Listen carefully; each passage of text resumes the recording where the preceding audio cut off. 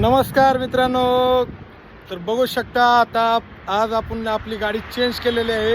आपली गाडी आपल्या बादशाला देऊन आज ही गाडी घेऊन आपण जाणार आहोत भुवनेश्वर.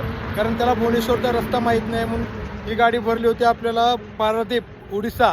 मग त्याला तिकडला रस्ता माहीत नाही म्हणून मी आज स्वतः गाडी घेऊन चाललो आहे. तुम्ही बघू शकता मित्रांनो ही आपली नवीन गाडी आहे. हिला घेऊन आपल्याला 4 महिने झालेत फक्त. तर ही गाडी आपला भाचा चालवत होता. ही गाडी भाचा चालवत होता. त्याला भुवनेश्वरचं वगैरे काय माहीत नाही आहे. त्याच्यामुळं त्याला म्हणलं मी गाडी घेऊन जातो.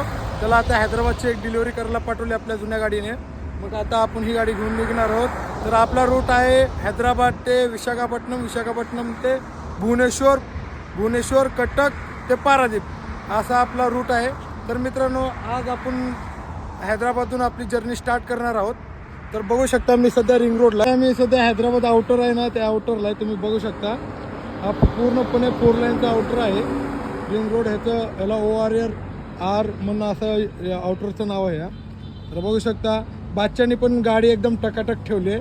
तर तुम्ही बघू शकता मित्रांनो त्यांनी गाडी काय भारी ठेवली ते व्हील कॅप वगैरे टाकून.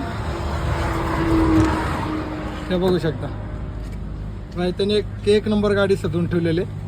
तरी पण आज तो म्हणत होता मी गाडी देणार नाही असं तसं. त्याला म्हणलं तुला तिकडलं माहीत नाही तर तू जाऊ नकोस. त्याच्यासाठी मग त्याला मी म्हणलं तू इथं जा, मी जाऊन येतो भुवनेश्वरला. मला काय मी आता इथून नॉनस्टॉप निघणार आहे.